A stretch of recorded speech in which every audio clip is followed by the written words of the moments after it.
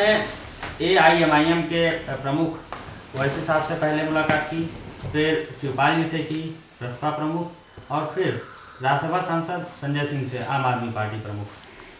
क्या माहौल बन रहा है? 2022 में उत्तर प्रदेश में हम लीडरों को इकट्ठा कर रहे हैं सरकार बनाने के लिए। अब तक पार्टियों ने लोडर पैदा किया जातियों से, उन लोडरों से जातियों का वोट तो ले गए, लेकिन जब हिस्सेदारी दिलाने की बात आई, जब उनको न्याय दिलाने की बात आई, भाईचारा पैदा करने की बात आई, तो ये लोडर लोग फेल हो गए। 1700 थाने उत्तर प्रदेश में हैं, एक भी सत्ता में बैठा हुआ लोडर किसी भी जाति का हो, उसकी औकात नहीं कि अपने सीएम से कह दे कि हमारा भी हिस्सेदारी दे दो। इस नाते जब हमने सत्ता में देख लिया तो हमने सोचा कि लोडर फेल हो जा रहे हैं तो लीडर क्यों न पैदा किया जाए। तो हमने भागीदारी संकल्प मोर्चा बना करके इसमें लीडर इकट्ठा करना शुरू किया। बाबू सिंह कुशवाहा उनकी पार्टी, श्रीमती कृष्णा पटेल उनकी पार्टी, प्रेमचंद प्रजापति, बाबू रामपाल, रामसागर बिंद, रामकरण कश्यप, अनिल चौहान, इतने लोगों को 8 लोग मिलकर हम लोग एक भागीदारी संकल्प मोर्चा बनाए। और उसके बाद दूसरा लीडर पकड़े, माननीय ओवैसी जी को लीडर हो गए, फिर और लीडर पकड़ रहे हैं, खोज रहे हैं, मिल रहे हैं, बातचीत हो रही है। हम एक लीडरों की टोली बना करके 22 में सरकार बनाने के लिए परेशान है। पिछली बार जो आपने मोर्चा बनाया था बहुत ज़्यादा सफलता उसको नहीं मिली थी उत्तर प्रदेश में। इस बार आपके साथ ओवैसी साहब हैं, मुस्लिम वर्ग के नेता हैं, शिवपाल जी हैं, पिछड़े वर्ग के बड़े नेता, समाजवादी बड़े नेता हैं, आम आदमी पार्टी है, बाबू सिंह कुशवाहा हैं, कई नेता हैं। क्या आपको लगता है कि ये जो अलग अलग वर्गों के नेता हैं ये एक मंच पर एक विचारधारा के साथ चलेंगे? अगर एक विचारधारा नहीं होती तो फिर ही भागीदारी संकल्प मोर्चा में लोग साल भर से हम लोग हैं, इसमें लोग क्यों आते?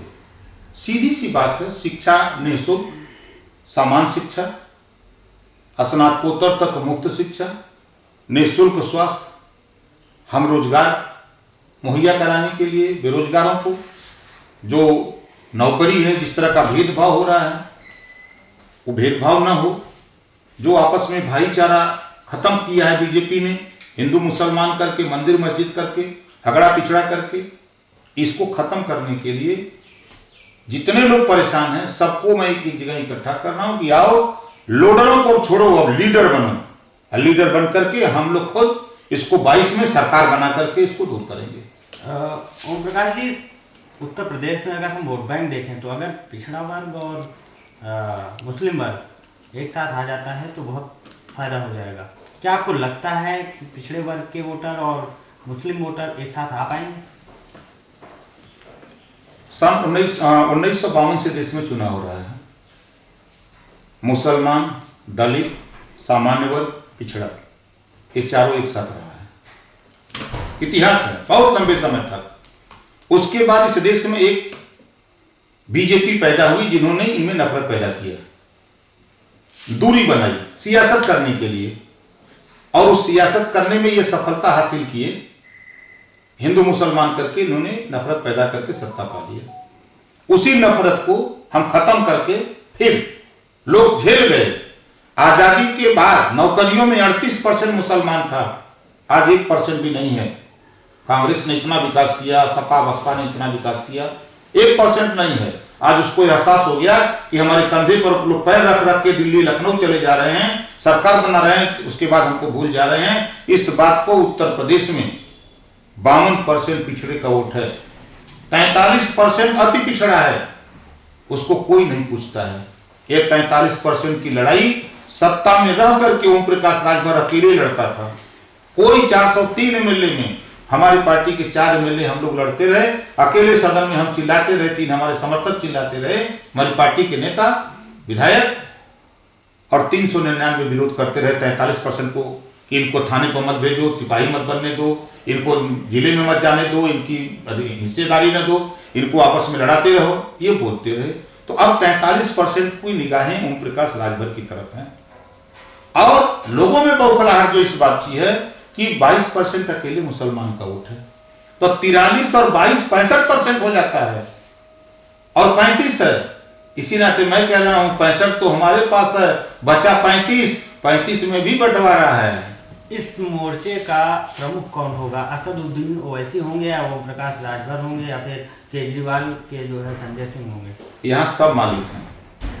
आपने देखा माननीय ओवैसी जी ने प्रेस के सामने कहा कि ओम प्रकाश राजभर जी के नेतृत्व में भागीदारी संकल्प मोर्चा में हम इनके साथ 22 में मिलकर चुनाव लड़ेंगे। यहां नेतृत्व का सवाल नहीं है, यहां सब लीडर हैं।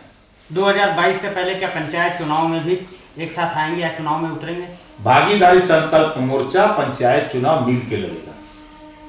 पंचायत चुनाव में ही इनकी विदाई कर देंगे। अब इनका जो अहंकार है ना वो जमीन में गाड़ देंगे पंचायत चुनाव में। अब इनको पता नहीं है बीजेपी के पास वोट कहां है, काय ठो वोट है इनके, एक सदस्य नहीं जीत सकते, गांव का एक आदमी देंगे। ये तो जीतते हैं खाली हिंदू मुसलमान करके, दारू पिला के, मुर्गा खिला के, रुपया बांट के, यही ना करके जीत रहे हैं। अब समाज समझ रहा है कि एक हमारा नेता पैदा हुआ धरती पर जो हमारे लिए सत्ता छोड़ दिया, मंत्री पद छोड़ दिया अधिकार के लिए। ये संदेश है धरातल पर ये 43% वोटरों के बीच में। वो कह रहा है कि आने दो चुनाव, हम दिखाएंगे इनको। तो मस्त है, एकदम घूम रहा है। बहुत बहुत शुक्रिया बातचीत